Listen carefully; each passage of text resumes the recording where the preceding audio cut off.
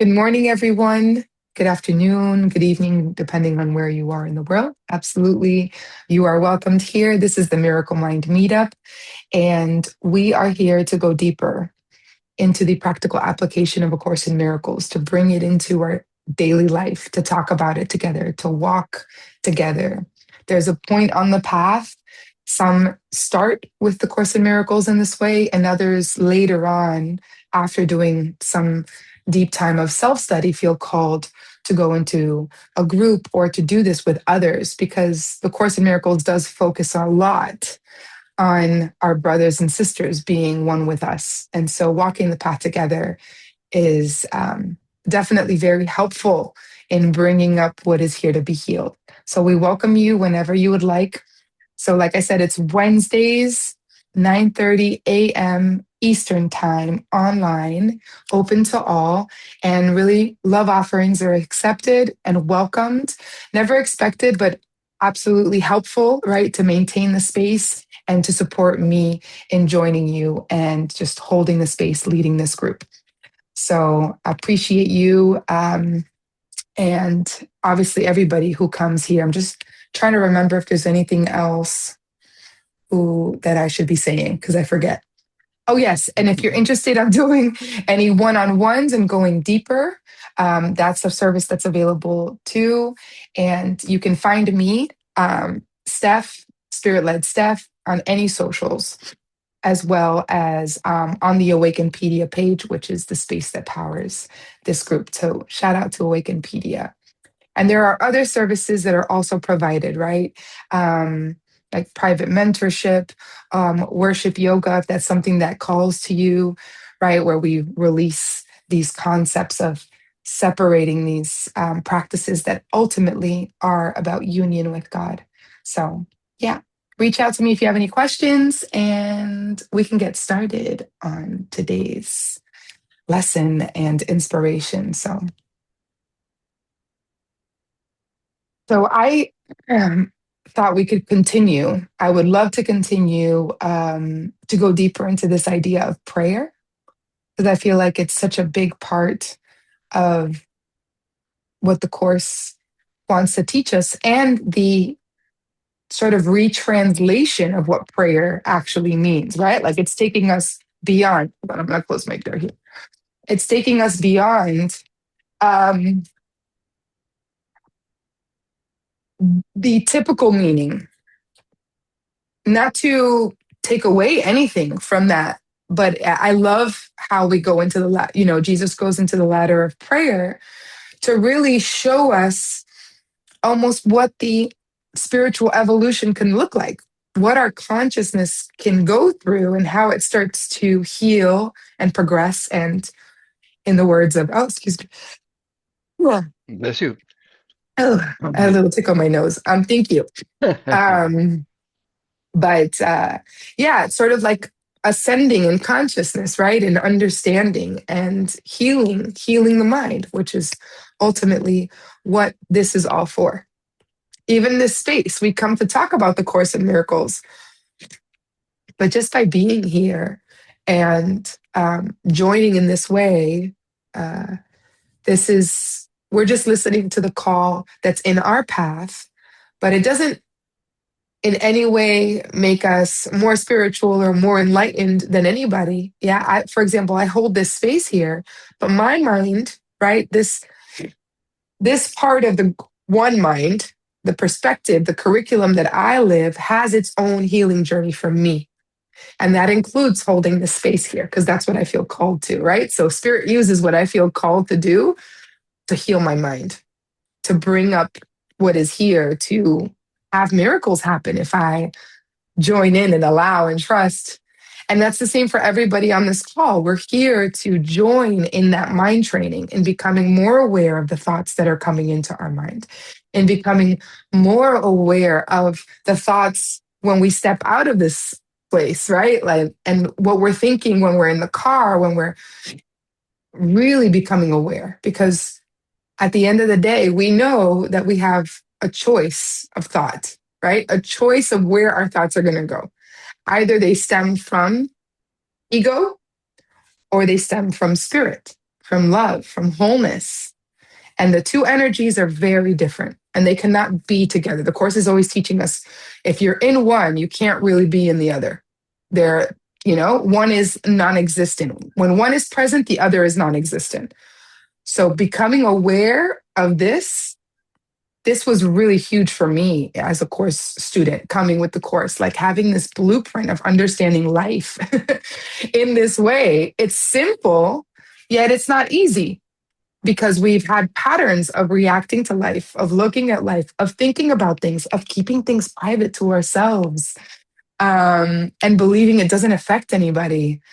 But when we start learning that the mind is one and that what we're doing is affecting our peace, is affecting actually everyone because we're all one in this mind.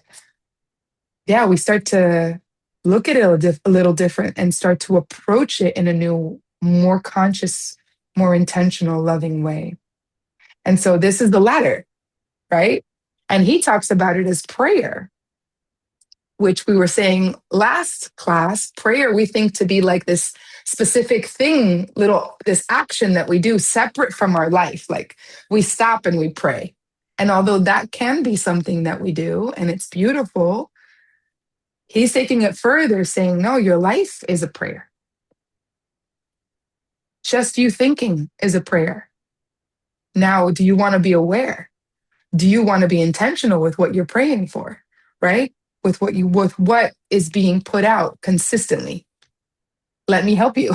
He's like, I kind of know the way. If you want, I can help you. That's what Jesus is saying. So, yeah.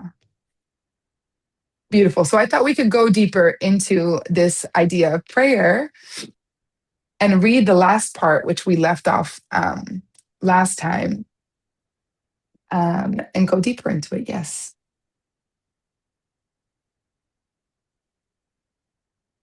Mike, how's your experience of prayer been since, while I look for this screen, since, starting the course and before the course? How has that been for you? Well, we're constantly praying. Sometimes we do it consciously. We pray for things, but just we all want something. Mm, And our real prayer is for peace and love. Our real prayer is when we get in touch with who was it that talked about the difference between what we want and what we really want? yes. Yeah, that's our real prayer. What we really want is the experience of love's presence in our lives. And sometimes we forget. We pray for things, which is okay if what we're praying is something peaceful. Sometimes we pray um, for things that are dysfunctional. You get Right. angry, and um, but prayer is constant. That's it. Sometimes it's formal. You sit down and pray or something like that. But it's Hmm. constant. Yeah. I definitely grew up never thinking about prayer being constant. This idea that prayer is a continuous thing that we're doing, like you're saying. Hmm. And I think he goes into this a lot. Desire.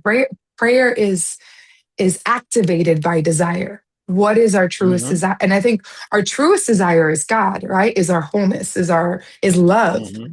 That is our truest desire, but then it's covered up, right? It's covered up when we don't see it and it's veiled, Hmm. and we believed ourselves to be separate and the whole thing. It's covered up by other desires that seem to be the mark that we're looking for. Remember, we were talking about the word sin actually meaning missing the mark. And if the mark is the true desire, right? Hmm. God, love, and we're missing the mark, it's because we've gotten distracted, right? With other things that we think will fulfill the feeling that the actual only true desire can be, that can only be Hmm. fulfilled by the true desire. And we're going after this thing and that thing, and an outcome over here and a result and a reaction from this person, and right, like looking outside for all these places, and it's all just missing the point. The point is here. And so And then ultimately that point is within. So it's kind of like this self-feeding Mm-hmm. um, discovery that I think is just so beautiful. It just expands prayer, like poof, it takes it to um, another level. That has been my experience for sure. Mm-hmm. And I Yeah. love it. Yeah. You say prayer is constant. I think that's in the book as well. Like, prayer is constant. Yes, It it never is. Yeah. stops, right? Beautiful. Beautiful. So okay, I will let me look up right here the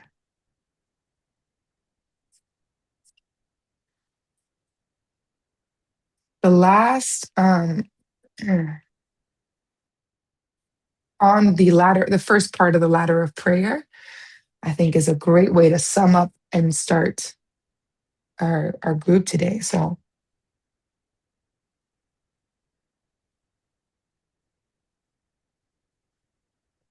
and I see Isabel is there. Welcome, welcome, Isabel. Um, yeah, whenever.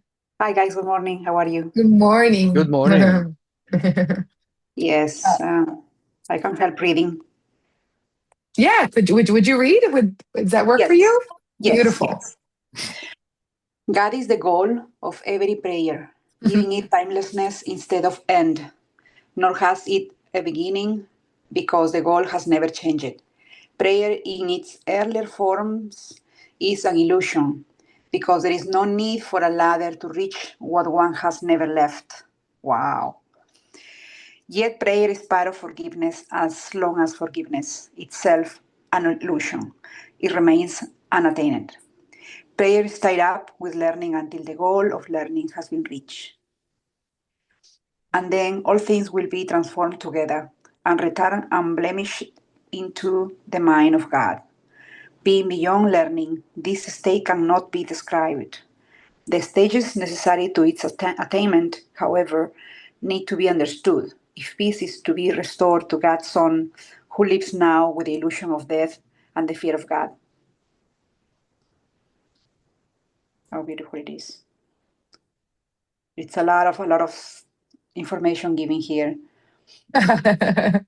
Yeah, that can be beautiful. Yes. It's a big summary really to what like Yeah. to life, because it says, I mean, at the very end, the stages necessary to its attainment, right? To the attainment of Mm-hmm. what? Of the mind of God, of that state that cannot be described, um, Mhm. need to be understood. If so, the stages needs to be understood. If peace is to be restored to God's Son, who lives now with the illusion of death and the fear of God. Mhm. So these stages of prayer, or you could say these stages of forgiveness, it's saying right here, prayer is a part of forgiveness as long as forgiveness itself, being an illusion, remains unattained. So it's a huge, they're like working interlocked, prayer and forgiveness. If we look at prayer as this, how you're living your life, right? Like what you're putting out, that constant desire. Um, and like Mike and I were talking about, God is the goal of every prayer. He literally said it in this paragraph. Giving it timelessness instead of an end, because generally our prayers want a specific thing. There's an end, right? Like, I want this to happen. I want to be cured of this. I want my person to love me. I want, I don't know, that house, that thing. Those are ends.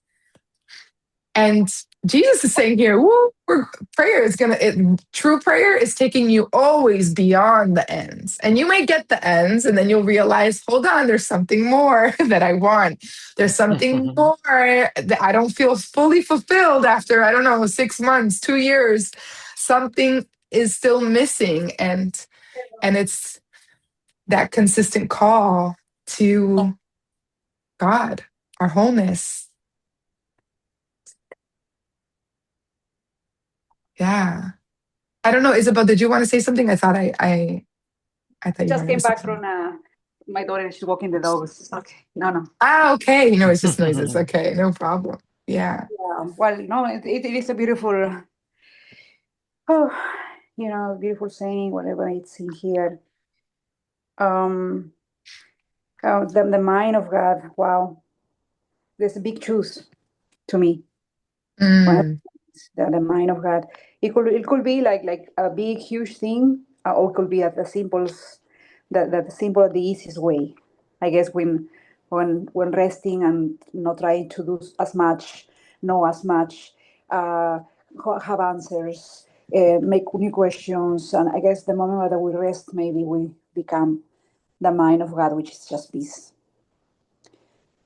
Uh, because as in the book says, um, sometimes doing nothing helps. mm, When we have so much worry, so much in need of solutions, in need of proper answers or whatever. I guess the search is already a mind that's connected with God, and we have it all. But for some reason we don't see it. There must be a right. reason why we don't see that answer, why we don't see that miracle, which is already manifested, already, I mean, going. We have it, but just don't, for whatever reason, I don't see it. So I guess my prayer at times is, let me see, or let me understand. Let me see what is this situation telling me, what is teaching me, because the experience already occurred, but I don't see that sometimes, behind this experience, what's the lesson? Because there was always something moving, there's always things changing, and me too. We are changing every minute in our mind, in our decisions, in the way we think, the way we feel.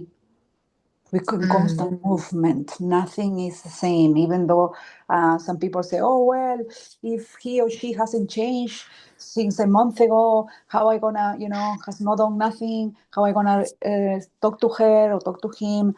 He's the same." Yeah, never is the same. What about if this month, let's say, of silence, something has happened? Maybe silence. Maybe silence has helped this person connect to the source, connect deeper into, bringing the unconscious conscious. Something. There is something. So at times we go like, I don't trust. But it's a trusting that I don't trust. So there is no a thing of not trusting. There is no a thing of not having control, because we already, even when we are out of control, I think we are controlling that we are out of control. Or we are trusting that I yes. don't trust. Or we are trusting that I don't have faith. But in reality, Mm, there are so many things that we put in the way of which the goal, as you said, the mind of God. And the mind of God is something that is, I guess, nothing in the way. yeah, I love that you're And that's talking okay. about this because this is a big and in one moment you were talking about how much we change and we're Mm-hmm. always transforming and we're always changing and things are always changing. And yes, in this dream, that is a dream of death. That's what he's talking about, this illusion of death. Um, things will always change because death is what drives it, right? There's always change is the end and then a new beginning and then an end and a new beginning. And yet ultimately that mind of God, that wholeness, that love is forever accessible to us because it's the truth of who we are. So within all this seeming change, right? Imagining like an ocean that's full of huge waves on the surface and so much is going on, right? And yet underneath it all is this steady ocean down below that is unfazed by any storm. And that is our constant. And the Course is giving us that constant. It's teaching us about that constant. It's teaching us how to access that constant by first realizing that we see all these waves and we think the waves are all there are, right? We see all these islands and these places we want to arrive to and we want to reach and we think that that's what's there. And it's saying actually there's so much more. And it's all it's all constant. And I think that that's something that can give us a big relief to know that there is one thing that is forever constant, and it's the truth of who we are. And it is accessible in an instant. And the deeper we go into the path, the more we become aware that we are a living prayer, right? The more we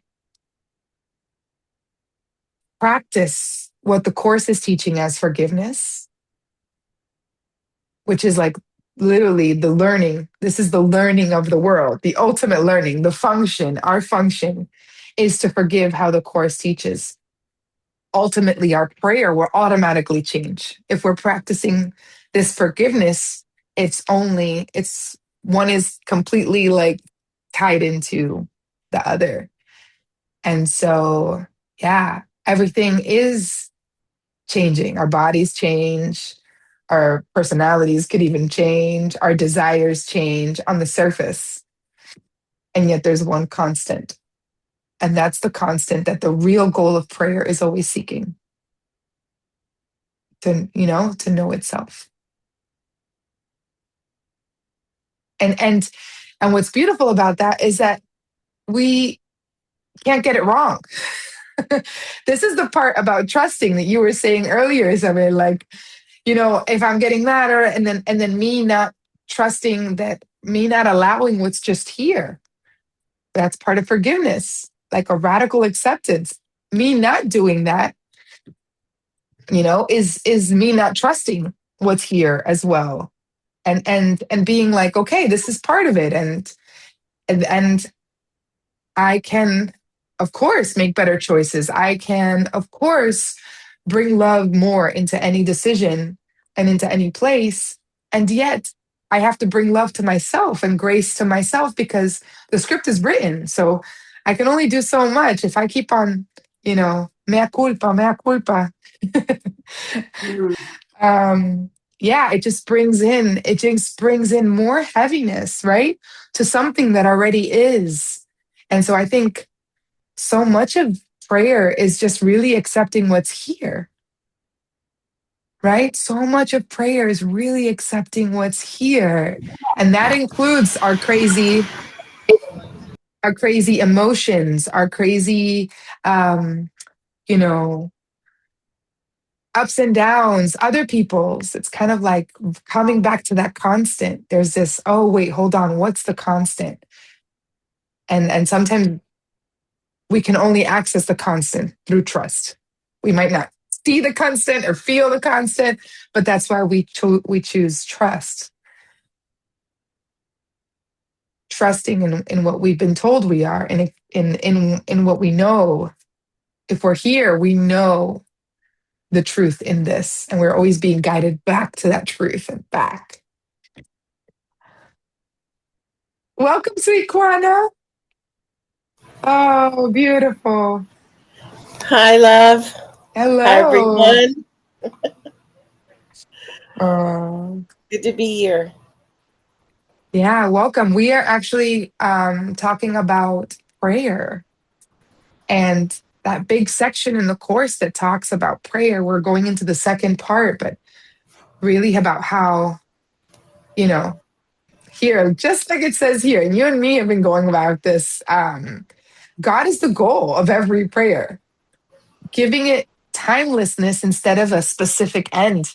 There's no end to a prayer. But the ladder, this is the ladder of prayer, you can see here, it begins with us having stages in understanding. And so, yeah, we're just going deeper into that just to give you a little context and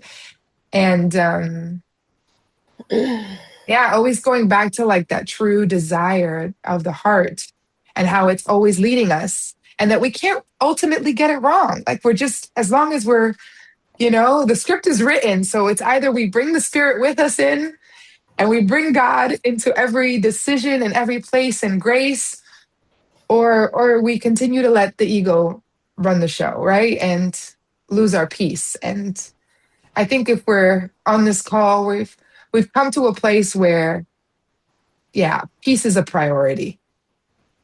Peace is an absolute priority. And we understand that peace comes through knowing ourselves and knowing God, right? Having this.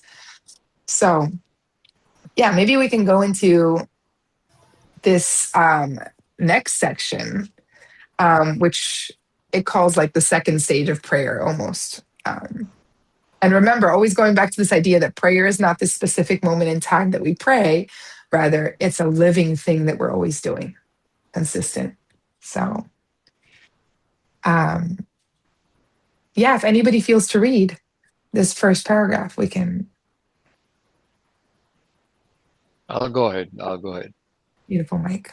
Praying for others. We said that prayer is always for yourself, and this is so. Why then should you pray for others at all? And if you should, how should you do it? Praying for others, if rightly understood, becomes a means for lifting your projections of guilt from your brother and enabling you to recognize it is not he who is hurting you. The poisonous thought that he is your enemy, your evil counterpart, your nemesis, must be relinquished before you can be saved from guilt.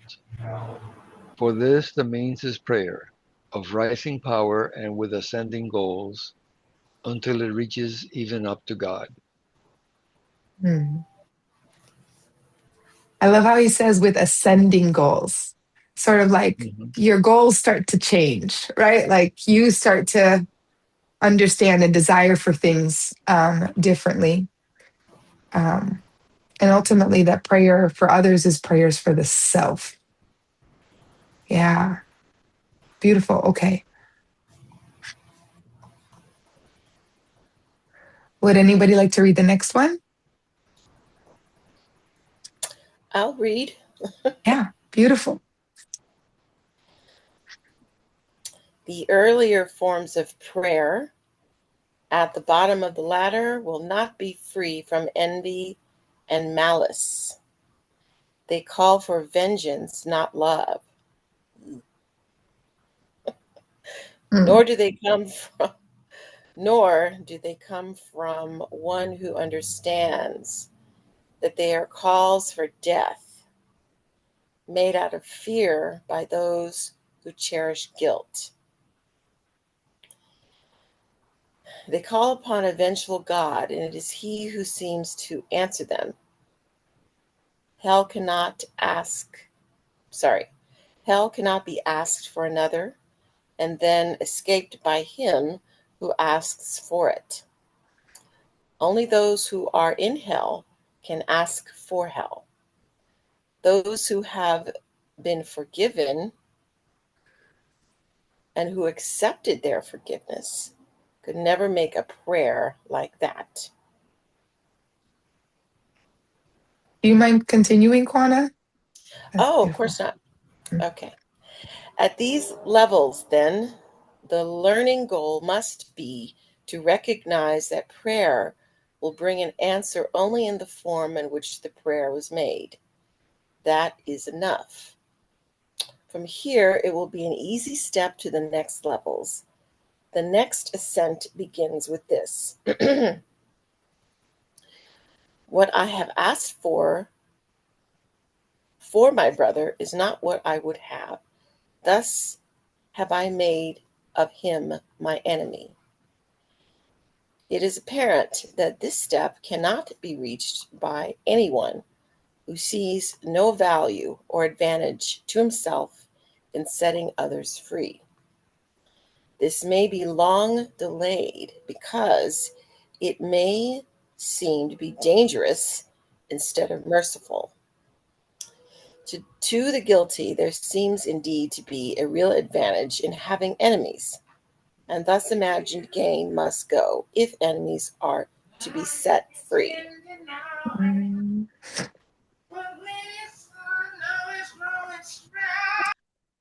I love it. We all enjoyed Michael singing. Voice of an angel. Sorry, my husband is singing in the background. I love He was doing his Cookie Monster metal voice. He closed the door. So sorry. it. Oh, it brought all of us joy. I think He that was was silly. beautiful.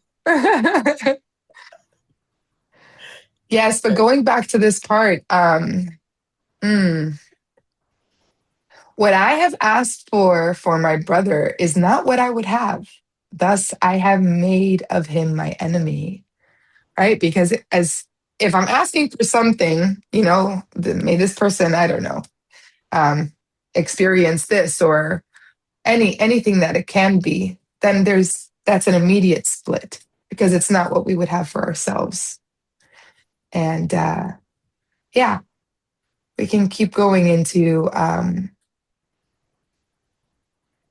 this part of the prayer because I want to go into what's next. Yeah. Does anybody feel to read the next one or Let me, reflect? If you have anything to say on what we just read as well, please feel free to, come forward and share. I can read. Okay. Beautiful, Isabel. It will be number 4. Number 4, yes. Okay.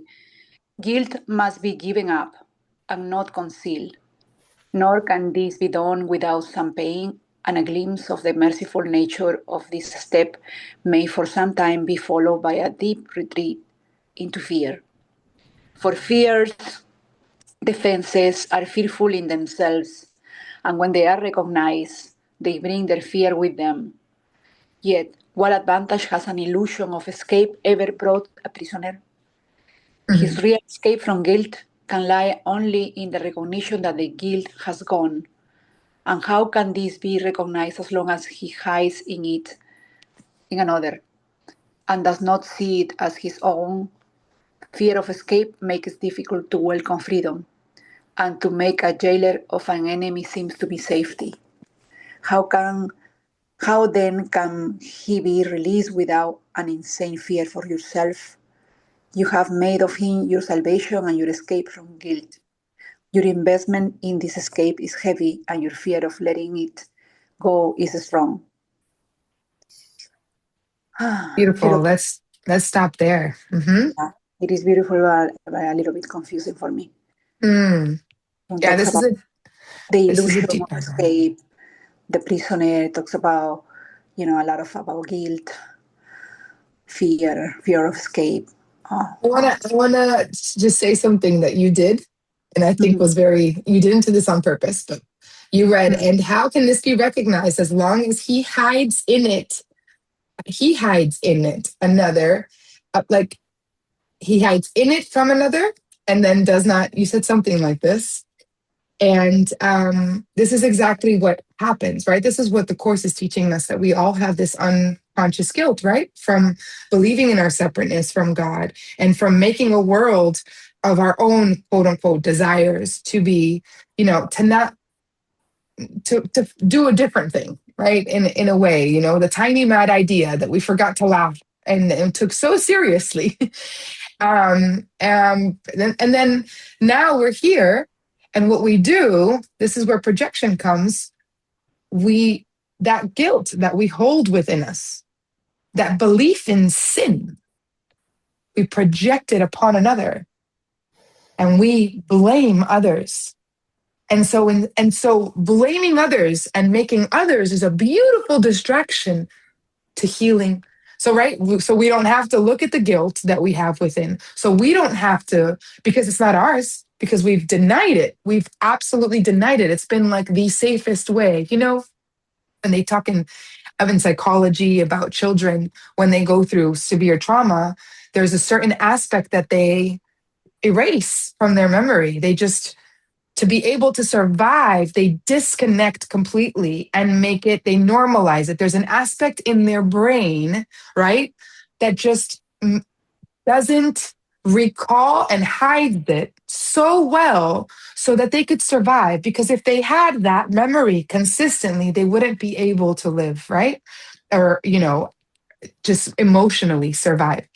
And so that is a beautiful symbol of what we did as children, right? We had this guilt, this feeling that was unbearable, that we didn't laugh at, that we didn't give grace to.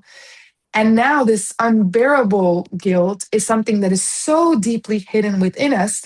And in us, meaning the mind, right? We're all accessing that one mind, that sleeping mind. And that's where all the private thoughts are. That's where all, but what that we believe are private, right? Because once we expose them, then we look at the person, we're like, oh my God, I felt that too. Oh my God, she's going through that too. Oh my God, I connect with that story and her pain. Oh my God, that's so vulnerable. I've been there. We've all felt that before. Why? Because it's ultimately never private. It just, it's a big farce, right? A big lie that that person over there is living something very different than what I'm living.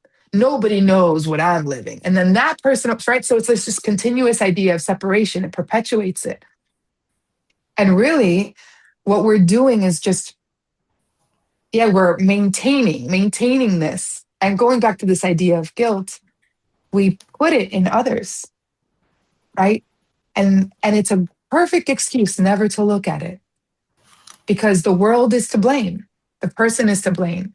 The person who I owe money is to blame. I don't know. My partner is to blame for whatever thing that I'm feeling. And Jesus in the end, this entire book is saying, none of that is to blame. Your mind is the one that needs to be healed.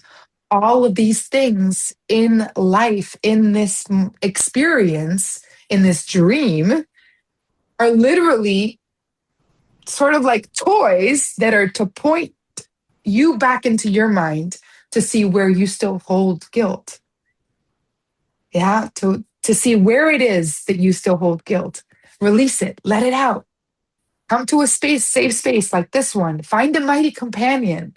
I mean, Kwana and I can tell you stories and stories about like the power of having a mighty companion on the path, right? That allows for you to fully expose the garbage from the private mind, from the egoic mind, from the sleeping mind that we believe we are until we have someone like Jesus, something like the Course, something in our path that starts to show us, that's not who you are.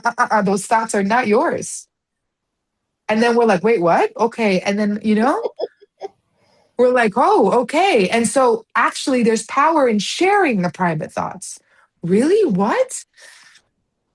I'm not going to be judged or made seem worse. Maybe in some potential scenario you can be if someone's not on the path with you, but that's why this is so valuable. Not only to go through it and read this together, but to show what's coming up for us. Like as we read this, as we talk about this, or what's up in our life right now, let's talk about it. Let's put it out. The grievance, the doubts. Yeah. That's all the guilt covered up, grievances, doubt, attack, all guilt when it comes. It's seen clearer when it comes to the surface. Yeah. And we conceal it, right? Guilt must be given up. Must be. There is no, and not concealed. Yeah, I don't know if anybody has anything they want to share. Yeah.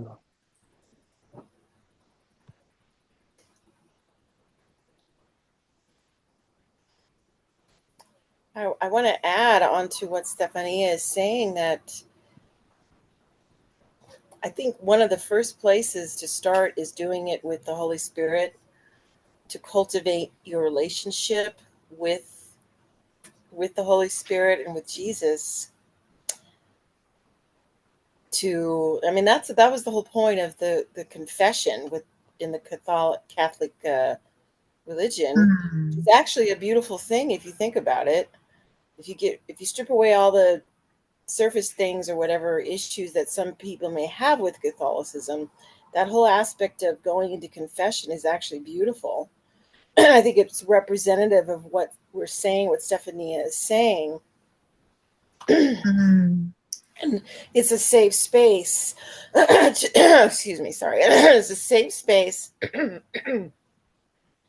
to go in where you're not being judged, where you're not being questioned, where you're not being analyzed, to have someone just listen so you can release it from your heart. And so I think with students and practitioners of the ideas in the Course, we're cultivating that essence of that with the Holy Spirit, with Jesus. And also the strength of that, we're guided into safe spaces where we can do this. And I know Stephanie and I, and many of you have probably for trial and error realize, oh, this is not the person I'm going to be sharing this with. And often that's family, let's face it, right? Most of the time, family is not that excited about your spiritual awakening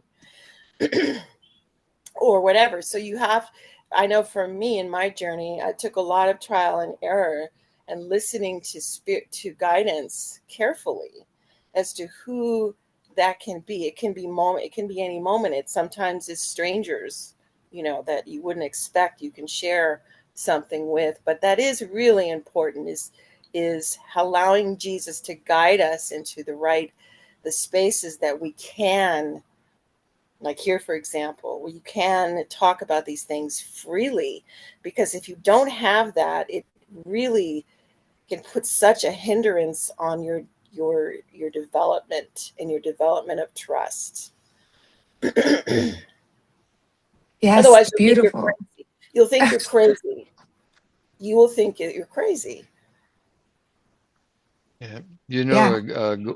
Going into what Isabel was asking, Isabel, maybe if you look at lines 5 and 6, it says his real escape from guilt can lie only in the recognition that the guilt has gone.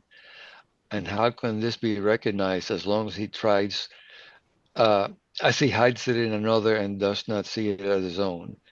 Forgiveness really means looking at the guilt that we're holding on to and forgiving ourselves. Forgiveness is always for ourselves, recognizing that we made a mistake. And what the ego does is try to hide and prevent from looking inside to see how we're holding all this guilt by looking outside. Well, it's the reason I feel this way is because look at what that person said, or look at the email that person sent me. And what that is simply our egos trying to avoid looking inside and recognizing that the real problem is that I'm holding some guilt about something, which was only a mistake. And mistakes are for correction and nothing else. Just whenever we realize that we did something wrong, it's just like, oh, that was wrong. That was a mistake. Okay, now I know. I can choose once again. I can make a different choice now. But our ego says, oh, no, no, no. The problem is that this person sent me a nasty email, and that's why I'm so angry. Okay. Well, that's what's normal, considered normal in this world, though. That's what the world teaches. Absolutely, absolutely, absolutely. And I'll say something that over the years in the class on Sunday, there's been a lot of things that I think are good to remember. There was a lady that had been born in Germany during the Nazi period. She was an older lady. She was a baby. The parents after World War II moved to the U.S. and she grew up here. She had a son. Her son got married, and the daughter-in-law knew how to get her angry. She would call her a Nazi, Oh, and she would go through the roof. And somebody says, "Well, if somebody called you a tree, would you get angry?" See, the problem was that not that she was a Nazi, she was a baby at that time, is that she was holding on to all this kind of guilt over what? Over having been born over there at that time. Does it make sense? It doesn't matter whether it makes sense or not. The point is that she was holding on to guilt. And if you're holding on to guilt, somebody can trigger it. If you're not holding on to guilt, if you don't feel that you're kind of stupid and somebody calls you stupid, okay, whatever.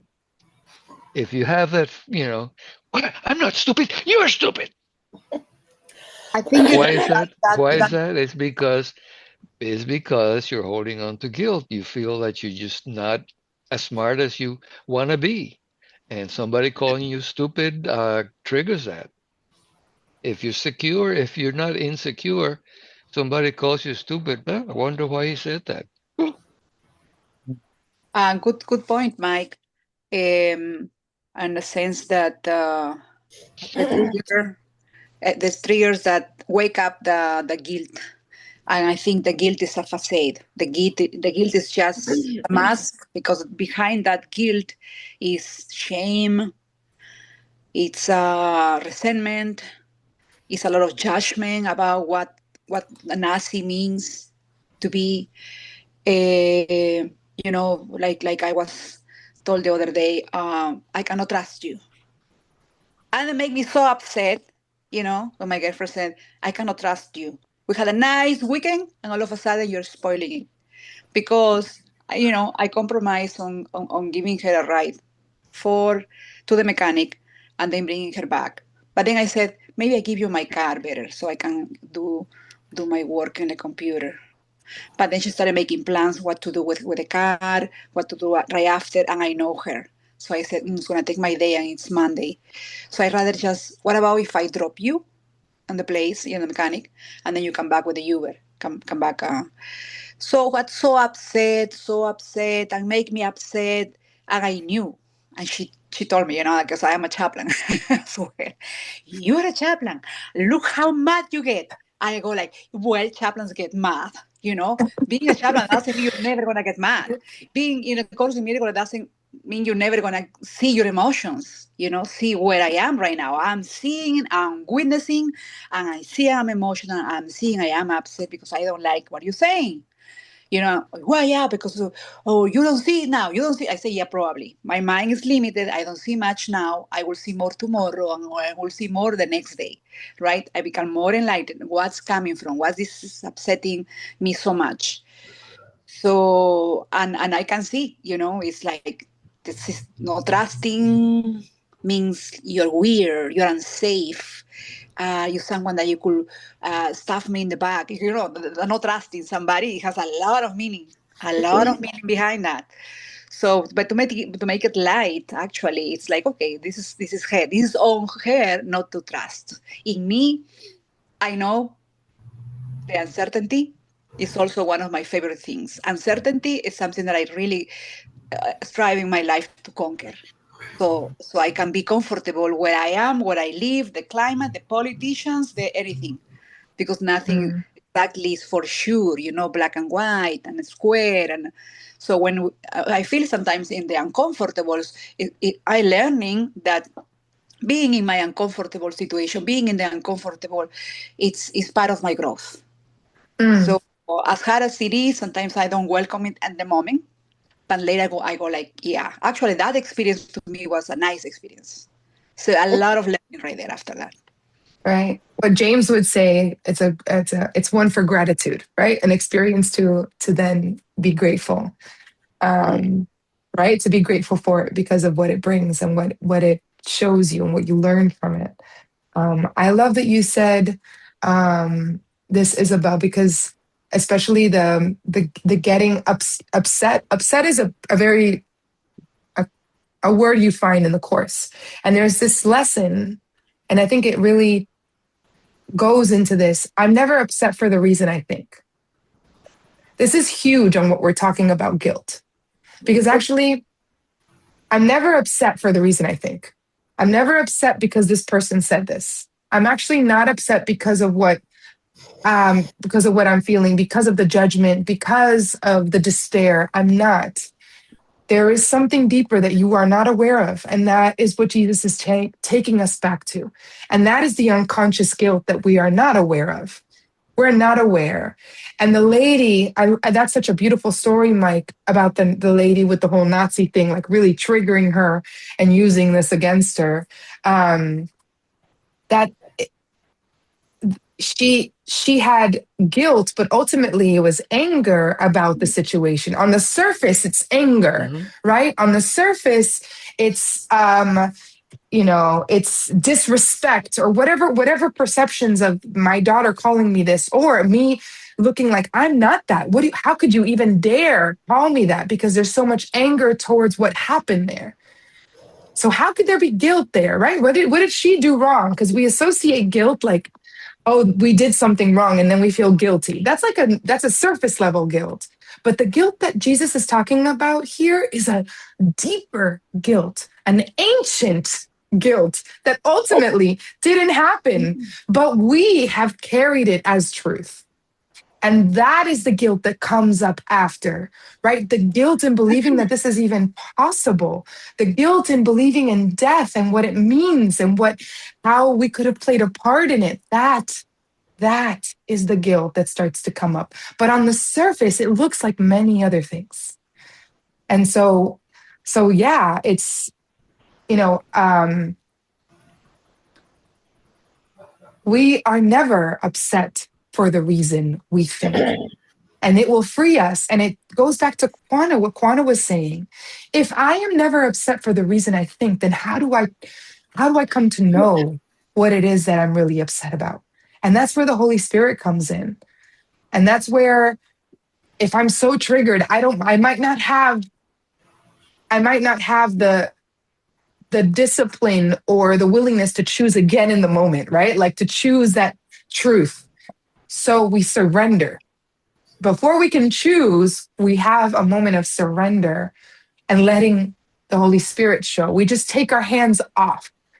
We don't need to we need do nothing, right? We just release, understanding, figuring it out, battling back. Yeah.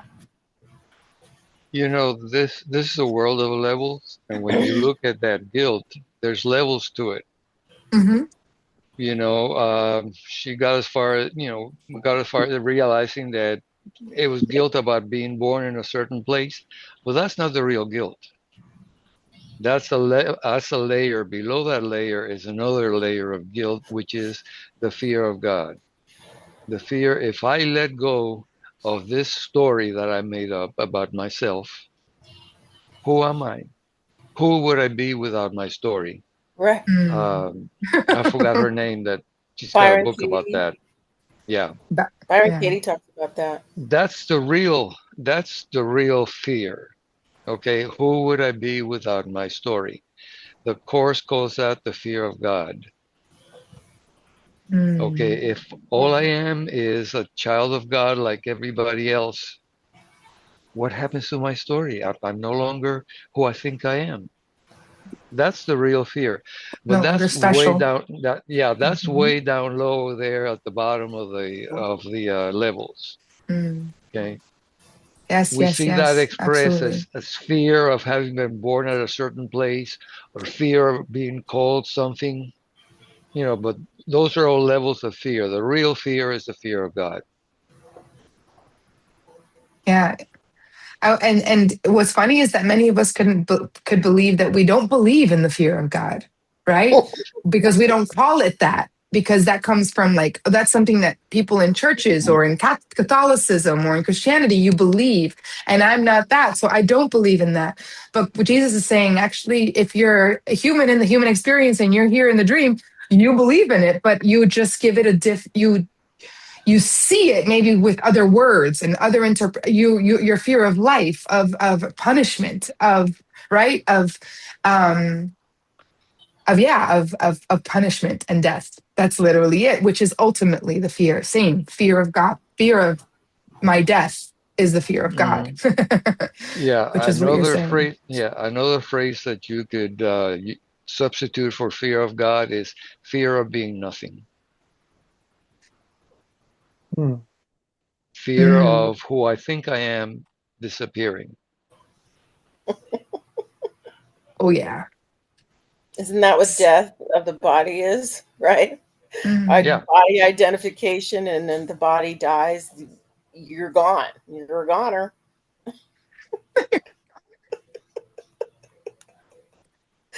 Peace out.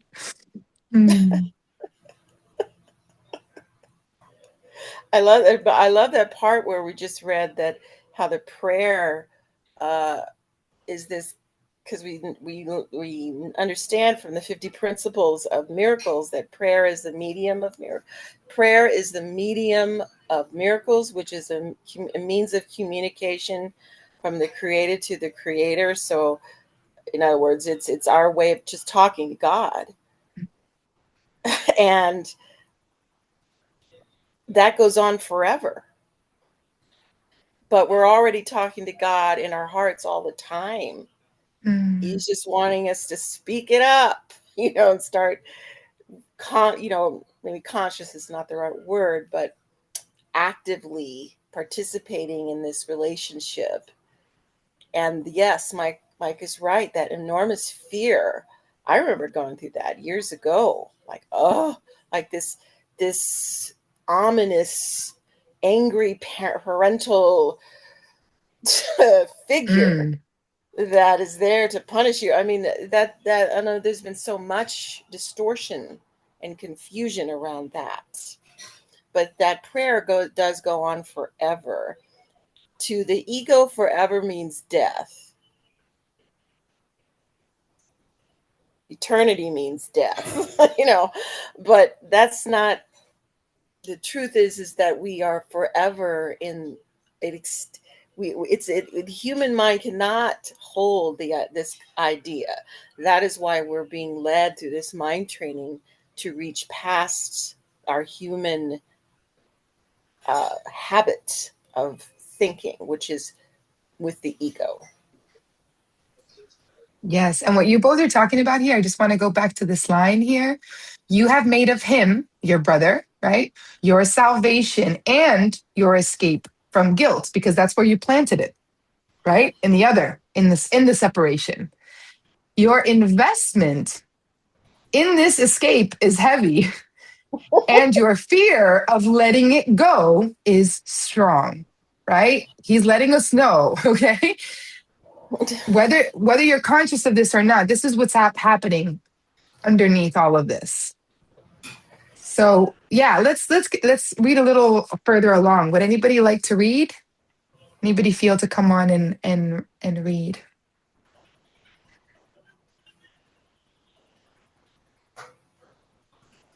And number 5? Yes. Okay. Stand still an instant now and think what you have done. Do not forget that it is you who did it and who can therefore let it go. Hold out your hand. This enemy has come to bless you. Take his blessing and feel how your heart is lifted and your fear released. Do not hold on to it, nor onto him. He is a son of God, along with you. He is no jailer, but a messenger of Christ. Be this to him that you may see him thus. Yes. I have so many questions, but I don't know how to Maybe Oh my start with God. one, something that feels really present. Yeah. Okay, so let's say your enemy in that moment made you feel not worthy, right? Made you feel, or he didn't make you, but they triggered that in you. Mhm. Like, I don't know, you had a certain expectation that something was going to work out and it didn't, and they abandoned you, quote unquote abandoned you, and that triggered inside you, oh, I'm not worthy, I'm not enough, I'm not any of all of this stuff. How did I put that onto him because of my belief of being unworthy? Like, is my belief the one that's making me project that onto him, even though he did Hmm. disappear, like he did do those things, like I'm not Right. making that part up, right? I mean, Right. my part is my belief, my part is my distortion of what I think of myself, but it did happen, right? Right. Like, so yeah. I see what you're going in. I think you're distinguishing. And this is a great question. I think you're distinguishing the act of what the person did and your interpretation of what they did, right? So you're saying, okay, I can understand that I'm interpreting something and that's hiding the guilt and then it's bringing up unworthiness because I've sort of projected it onto this situation. But what about the act of what has happened. And Jesus is teaching us in the course that it's whether it's our thoughts about something or what is happening, what seems to be happening, it's also our thoughts. It's also part of our thoughts, what's happening. Yeah. So this person, this guy, right? Let's say, because also for me, like in other experiences, for sure. Yeah. You have an expectation of it turning out a certain way, and then this person abandons, ghosts the situation, Yeah. right? So it's not, we're not saying they didn't do that. What we're saying is the act of them doing that is also a reflection of the belief in abandonment, the belief that I can be abandoned. He is a chess piece. And let's say, right? Let's take away this energy of like it being so true that he abandoned, but he's really just a piece in the game, in the video game, whatever you want to call it, that has come to show a trap in the mind. And so so he abandons, right? He abandons Andrea. This character abandons the character of Andrea. And the moment abandonment comes alive and comes to surface, we understand that abandonment is a belief that we have, and now needs to come to surface to be released, to be dissolved, right?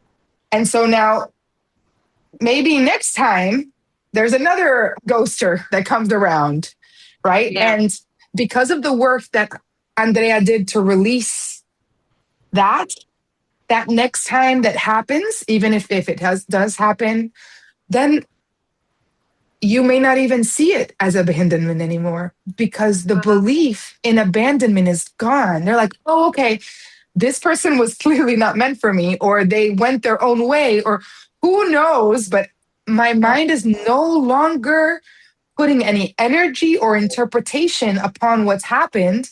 Rather, okay, this person is not here. And Yeah. I shift into something else because that belief or that trigger is no longer there.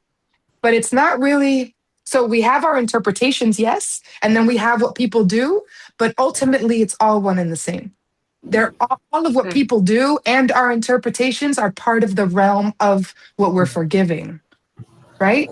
It's all part of the dream. It's not like I have a dream in my mind and then there's this thing out here that's separate from the dream. No, I am part of, literally, my character is part of the entire dream. And every character in the dream has a part to play in the healing of my mind, which is ultimately connected to everyone's mind. As I heal my mind, I experience more miracles.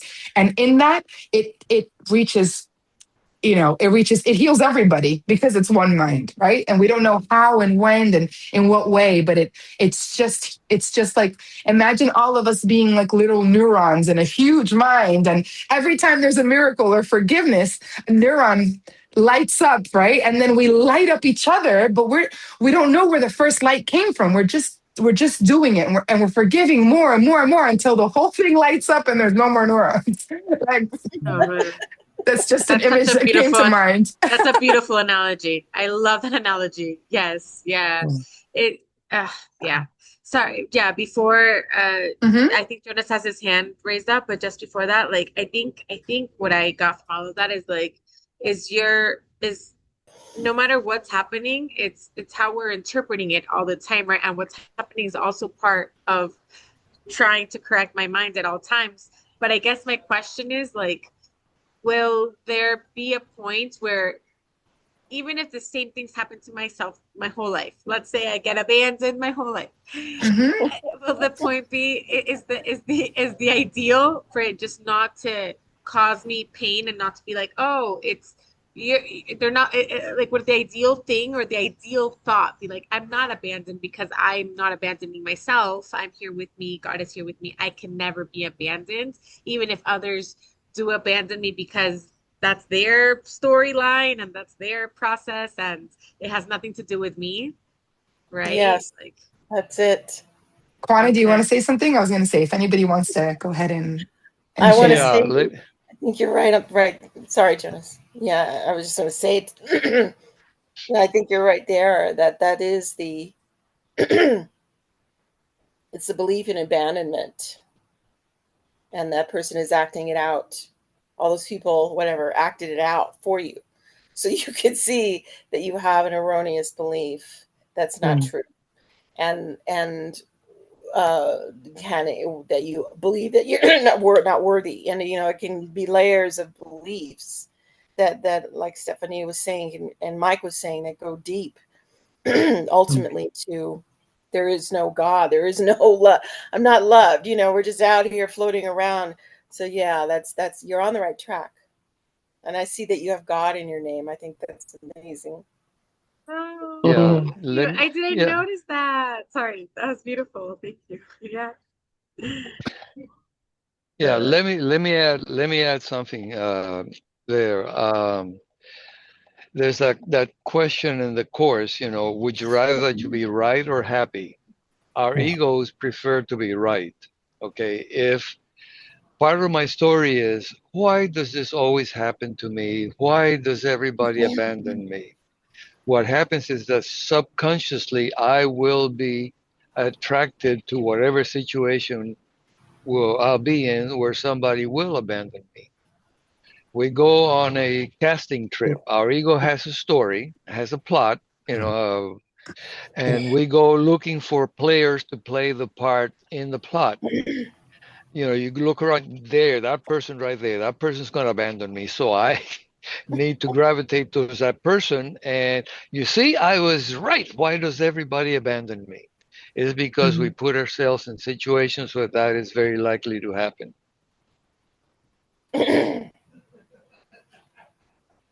Yeah, and I just want to add. Subconsciously, Oh, sorry. subconsciously, we gravitate towards that. That's the ego's self destruction or self sabotage. Self-fulfilling prophecy. Self fulfilling prophecy. Yes. Right, as well. And one last thing, and then we're going to go to Jonas because he's been so patiently waiting. Um, First, I love the fact that Juana just noticed that Andrea has God in her name, and she's had that. How many times have you written your name, put your name, and you never realized that? I Because never realized that. It's a little When Easter you said egg from God. that's that's fucking crazy, man. Like I'm gonna see my last name so different now. I'm gonna be like, oh my God, God is in Right? me all the time. Yeah, all like the time, and you know it's I love pronounced that. Godoy and Oi. Just the word Oi or the sound Oi means today, and I just think that's so beautiful. It's like God today, today God God. today. Oh my God, Juana, I freaking love you for that. Seriously, like I've never liked my last name. I've never liked how it sounds, and I always like people would make fun of it, like oh, Gador, like Gadork, and I was like, but like people would just be so mean to me about it, and now I love it. Like it has such a different meaning, and I love it. Thank you Beautiful. so much. See? Yeah, God bless, God bless. I love it. I love these little what's it called? Intricacies and everything. Yes, that's the translation of spirit. That's it. It Yeah. uses something that had an interpretation and it retranslates it to the And then interpretation of love. Stephanie's explanation, because she's a linguist expert, she's explained that oi, Fun. what that Boy. means. And that's now you even have another God God now. today, God God now, Right. today. God right now. I love you guys. Like I love you guys so Love much for that. you. Seriously. Thank you. Brilliant. Thank you guys for that beautiful, beautiful gift. Amazing gift. Beautiful. Jonas.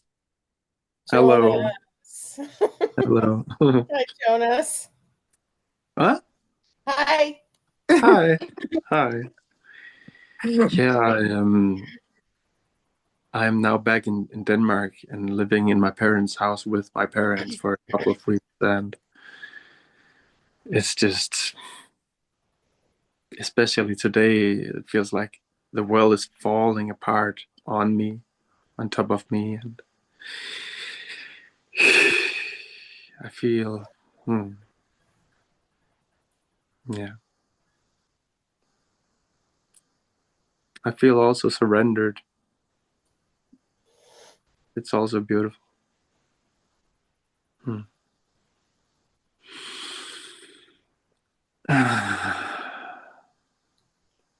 And yeah, I also go into a lot of guilt, and especially today with my mom. She raised her voice, and I invited her if we could have a dialogue. When she didn't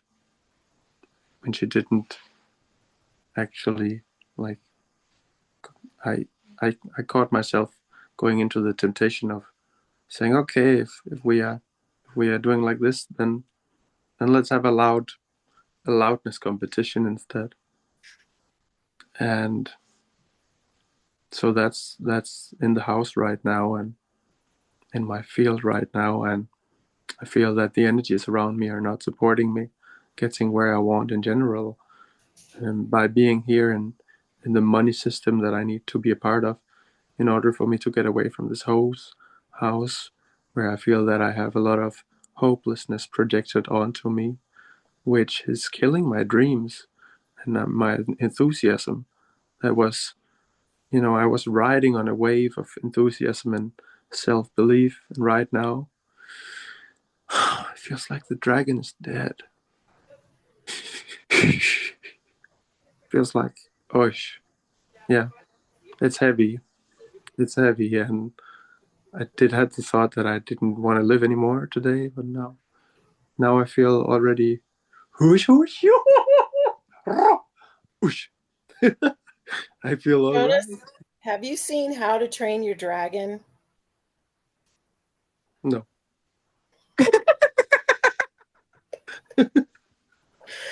Love her response. How to That was Train Your so funny. Dragon. There's 4 movies. How to Train Your Dragon. We love them. Ari loves them. Those movies are amazing. DreamWorks, I believe. Mhm. I just watched actually sorry to interrupt you, but I couldn't help it. How to Train Your Dragon. I remember you talking about the dragon as a symbol for you. And How to Train Your Dragon, the first one came out in 2010. You can find, I think it's on Peacock. I'm not sure what the streaming system is in Denmark. First of all, you're in Denmark. I mean, I know your parents are getting on your last nerve, okay? But you will come through this.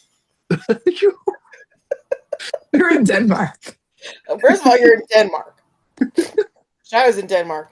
Number 2, you will get through this. I've been through it with my family. You will get through this. Mm-hmm. Okay? Mm-hmm. Will. Mm-hmm. Absolutely. Mm-hmm. And your guidance is strong with you. I just can't help it. I would, if you can find, you can find How to Train Your Dragon. Mm-hmm. I watched it a couple of weeks ago, and it just touched my heart so deeply. It's funny.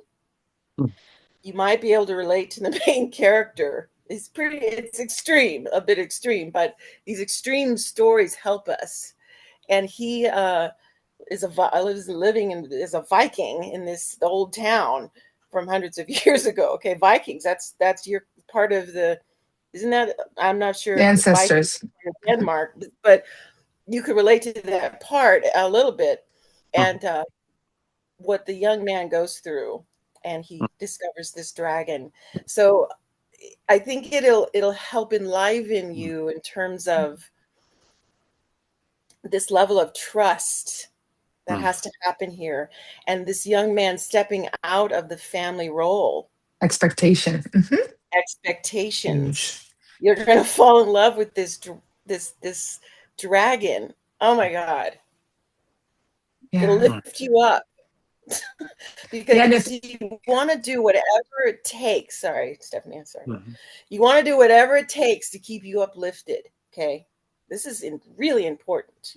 Whatever it takes. I don't care what you have to listen to. I don't care how many groups you have to hop onto. I don't care how many times you have to read A Course in Miracles.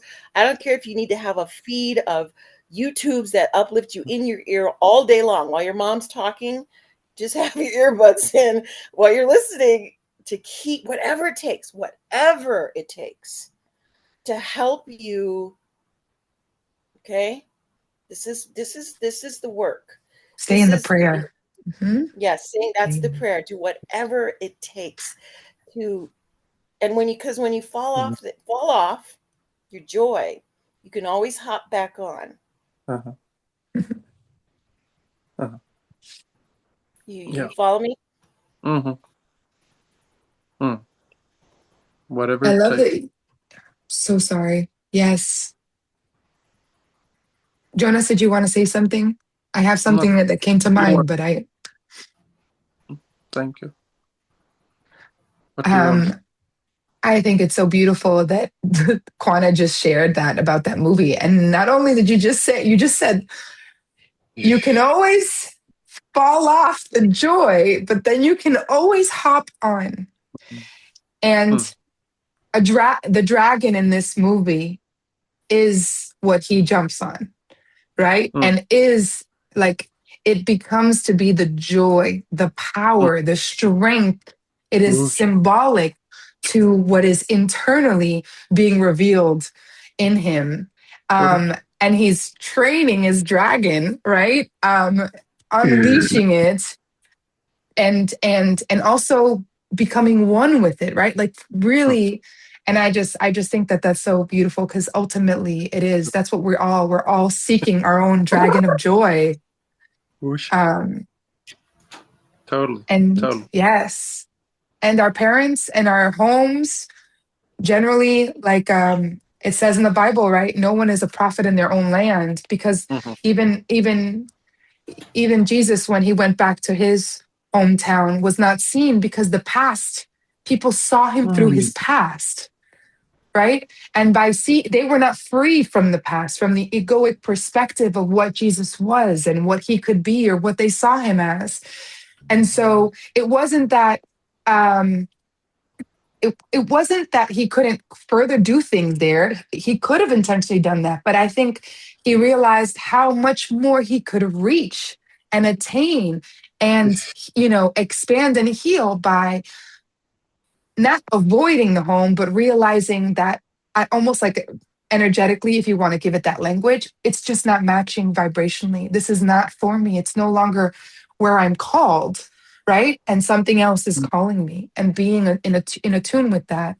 But I also, the nuance here is, I also do believe in the power of when we are needed back home or called to go back home, Mm-hmm. and face that guilt that comes up, Mm-hmm. no longer escaping it, but doing every can, like Kwana says, to keep that joy, keep that focus, Mm-hmm. and yet realize that things will come up, encounters will come up, and your job is to welcome those as a part of, like, okay, let this heal my mind. Let my, not the Mm-hmm. words that they're saying, not the lessons that they're trying to teach you, but the situation in itself. Let it be a gift from spirit, so that you can truly release any ties and any beliefs about yourself and unworthiness, or like you're saying, hopelessness, that they think it's a hopeless case or whatever it is. Mm-hmm. It's just a reflection of the internal fear coming up, and Mm-hmm. like you've been given this space, but ultimately you're just containing it. You're there to allow it to be released, and Mm-hmm. have places and people like us to truly just let it move through, Mm-hmm. right? Not stagnate you in any way, but let it move through. Let it be. Yeah, that has been my experience, and that is why I share that with parents. And Mm-hmm. yeah. Mm-hmm. Mm. It's very powerful to what Stephanie is saying about facing the darkness. And hopefully I can clarify too that when I say do whatever it takes, I'm not saying some false denial crap where you just paste a smile on your face or putting pink paint over a pile of shit.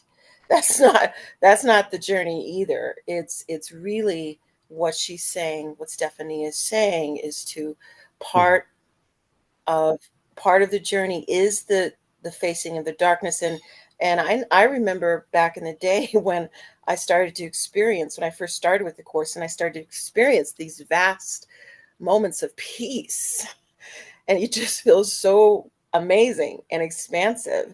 There's the contrast to how we seem to be feeling by the default, what Marianne Williamson would call the mild river of misery running in the background, right? That. So it's not that we're trying to escape. It's like, okay, I feel so good. Now I failed because I feel terrible again. And that's not true. Your real self is the joy. You're just you're in a process of purification of of walking in that space of that's what the point of all this is for. And part of it, as the Holy Spirit worked it in for us, is part of it is going through the darkness. And thank God we have a way to do that makes sense psychologically. We just have to make a habit turning to it. Go ahead. I'm sorry.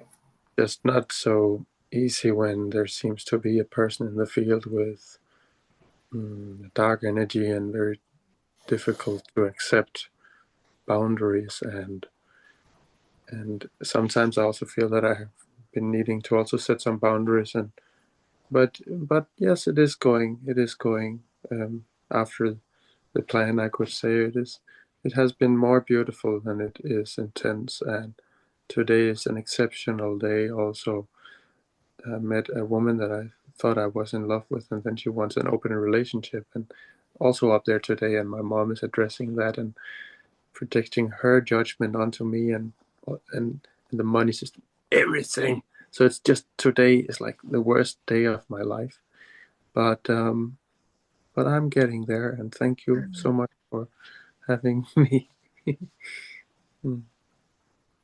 Yeah. And it can very much feel like that. And before we go to Lori, because I see Lori has her hands up too, is like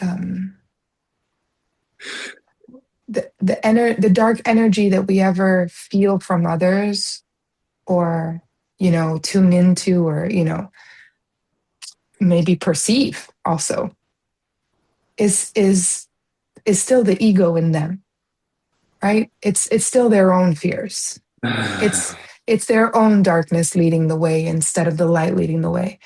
And if we can, we coming from that understanding, there's an automatic level of grace that comes upon the moment when you know that someone is speaking from their ego, because we know that that is not who they are. And that is just the programming of everything that they've come to be up until now in there, and who is to say that not only are you here to be healed by this encounter and this difficult moment, but also for you to just show up in love and in grace for this person who has been programmed and is imprisoned in this moment, in this situation, by these feelings, and cannot see further. And you can just contain that, and and forgive and release and be. That's also the opportunity there, I think, that we tend to miss. But yeah, it'll be revealed as it goes, right? Yeah. Yeah. Let me add something. Something is very important is that you do not fight the ego. You observe what's coming up. You do not try to stop it, because you have no idea how to change it. Okay, what you do is simply observe it and release it. Observe it and forgive yourself. Yes, I feel this way. I have all these feelings coming up. Please help me see this differently. And then you allow yourself whatever time you need, whether it's 1 day, 1 week, 1 month, whatever. All right. I always joke something that I heard. It says, you don't wrestle with a pig because you both get dirty and the pig And the likes pig it. likes it. You don't fight. You don't fight with the that ego. one. Yeah. You don't fight with the ego because the ego wants a fight. You don't beat yourself up. Oh, this is terrible. I feel this way. I gotta stop. You look at it and you forgive yourself. Yes, these things are coming up. I have no idea how to let go of him. Please help me. I just know. And you allow yourself whatever time. It's not like, okay, these are, please help me get rid of these by within 30 minutes. No, I know this is not what I want. Please help me. And you allow yourself whatever time. If you need for a whole week or for a whole month to be experiencing this, go ahead. Yeah, this is what's coming up. All these painful things are coming up. Please help me. And you allow yourself whatever time you need for them to fade away. Thank you. The less you fight them, the quicker they fade away. Mm. Beautiful.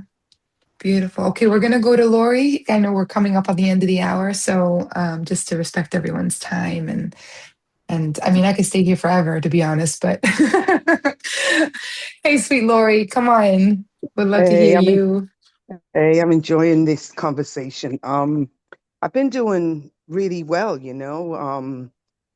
and dealing with my sister and her death and not being able to see her. But today I was speaking to my brother-in-law and kind of just brought it all back, So I just need some guidance that, I just felt, it just wasn't fair that, he gets to be spending time with his family and he's got a very close, big family.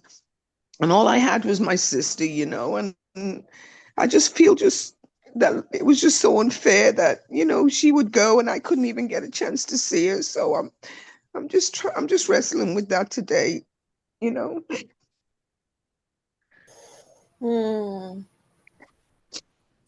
I mean, we waited 40 years and it's like now, everything is just fallen into place. I mean, why couldn't it have fallen into place 3 years ago? So I could have seen her now. I know where she lives. I know everything about her. And a year ago, I didn't know anything, and we've never been able to find her.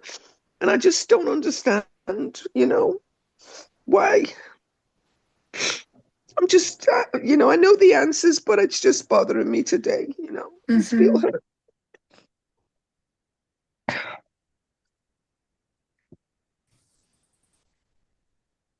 Well, thank you for sharing that with us. And, sharing your heart with us.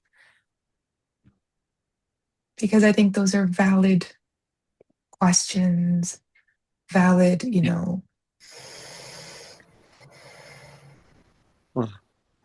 valid place to be and not understanding and wanting to understand more.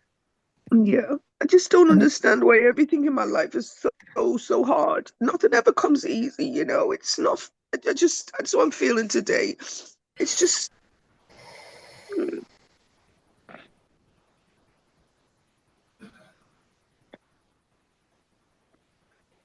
Yeah, I don't know, I feel called for all of us to just close our eyes a moment so we can join in love and prayer.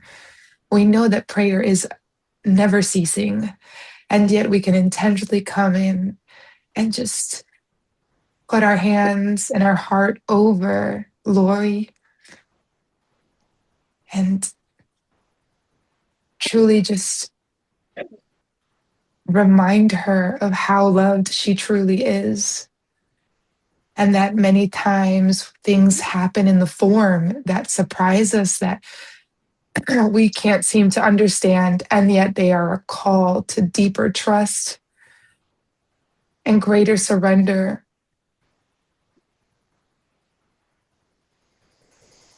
Yes.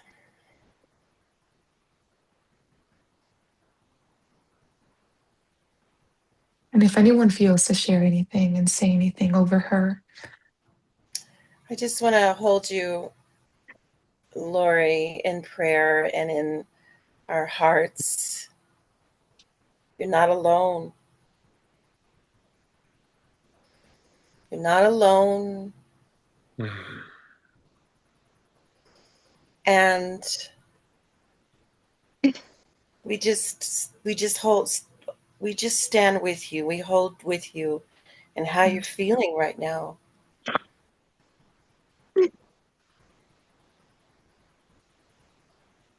Because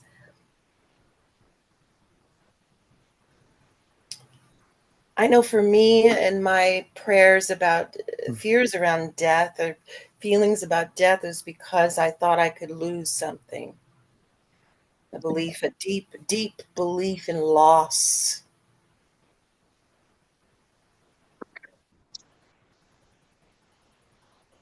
And that sorrow is a deep sorrow of a feeling like I've lost something that meant the world to me. And I think if we can just all sit with that feeling that perhaps I believe that I have lost something. And so I want to pray about this with you together, all of us together.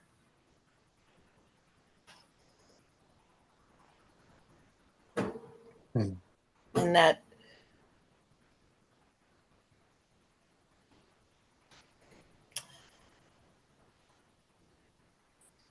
it's okay to feel what you're feeling.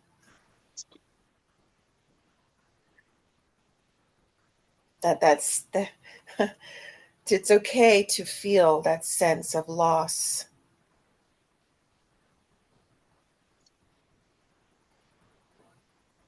It's not a time to get into platitudes and you know, you want to sit with that, I think. And I just see God holding you gently and cradling you. And he's saying, come to me, come to me, come to me, Lori, come to me. Let me hold you. Let me hold you in my arms.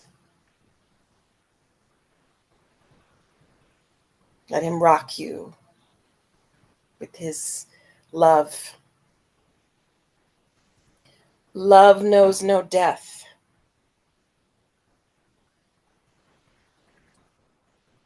It's impossible.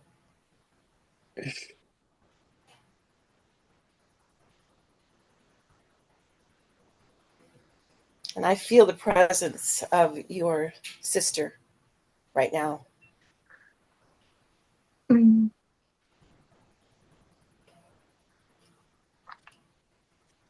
I feel this.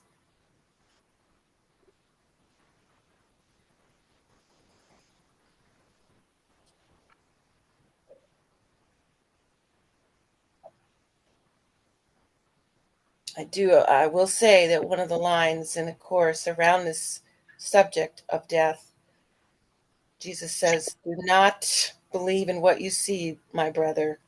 Do not allow, and that's, it can seem like a huge step, but I feel like what Jesus is trying to say, because of his demonstration, Is let's resurrection. let's let's let's remember what Jesus was the whole point of his mission.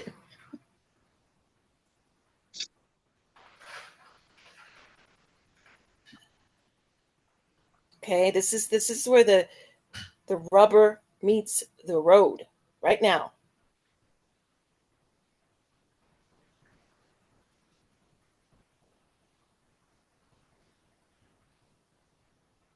So I just feel this so strongly. You are loved. We are holding you in our arms. And like Mike said, whatever it takes, whatever crying you need to do, whatever.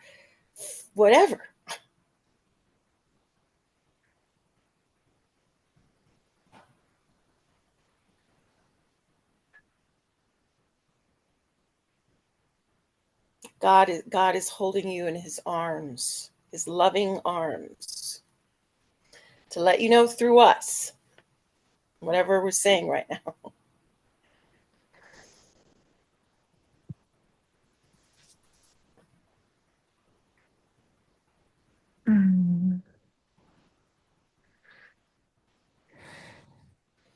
Thank you, Kwana.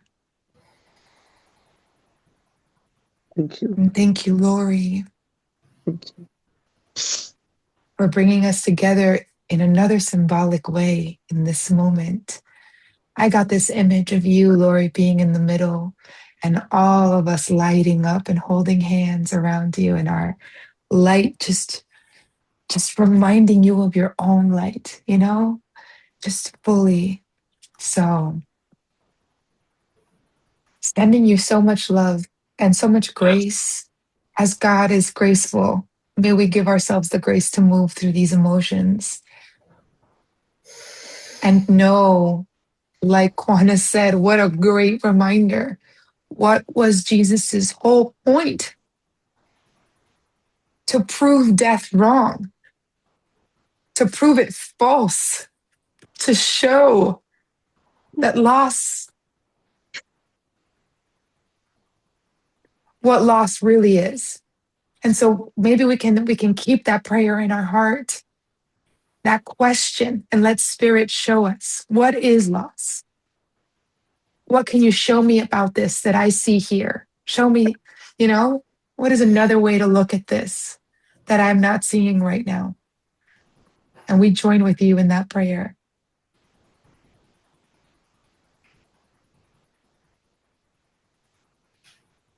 Love you, Lori. Thank you. Yes. Love you all too. We love you so much. So, so much. Thank you. Mm. I'm so grateful for the course. I'm really grateful. I've done a lot of healing, but some days I just feel so alone. I feel so like I just don't even want to be here anymore. This life is just too hard, but I got to keep going, And I thank you all because I love my course people. It's given me hope. Yeah. And you know what? You know that you've been through these emotions before, like waves in the sea that we were talking earlier. And you've also been through the moments that subside, when those waves suddenly subside and the clarity comes and the miracles come through. And every time more and more, we get access to more of that. Like Kwana was saying, our joy is our truth. And yet we're so far away from our joy because of our programming and experience and belief systems that it seems so far away. And then something else comes and it's like, oh man, but I felt it, now it's gone. And then it's like this transgression. And then every time, little by little, there's more and more. It doesn't mean the grief never comes up. It doesn't mean the emotions don't arise or the situations don't arise to trigger us. But we're getting this. It's called a course in miracles for a reason. It's a course in miracles because we need plenty of miracles to be convinced. We need plenty of them to continue to trust and trust deeper. We are being convinced of the truth. And it only happens over time. And the programming will come up, the fears will come up, the belief in loss and death, and they are valid. No one is to, we don't need to get rid of them and diminish them in any way. But we also need to know where truth lies so we can direct our vigilance again and back again, as we become more purified in the mind and as we um, strengthen. I was thinking in Spanish, as we strengthen this miracle mind, right? Like this belief, because Jesus is here to convince you, Lori, of who you are and how loved you are. And all you have to say is, okay, show me.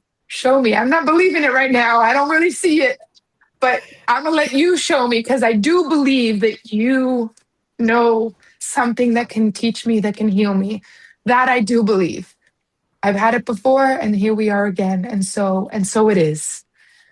And we remain steady together. So, yes. Lori, just one more to add. Sorry, communication does not end. That's what we're so upset about, is that we can't seem to have contact or communion with our loved ones. Doesn't feel like that right now. I understand that. But I guarantee you Your sister is anxious to reach out to you. Look for the signs. Pay attention. Allow the transition. It's a different form now, yes, but communication absolutely continues. I can assure you of that. Beautiful. What a Thank you. reminder. Yes. I hate to cut this off. We are going in over the hour. I could just hold this in love. Yes, but how beautiful. And thank you. Thank you. My heart is so filled with love. It's just in the joining and these reminders and this realignment, in the shedding of tears. This is what it's about. Again and again. Love you all. Thank you, Stefania. Thank you, everybody. I appreciate you all. Yes. Thank you. Bye. Yes. Thank you, Jonas. Thank you, Thank Lori. you. Thank you. Love you. Love you. Bye bye. Love Bye. you. Till next Bye. time. Bye.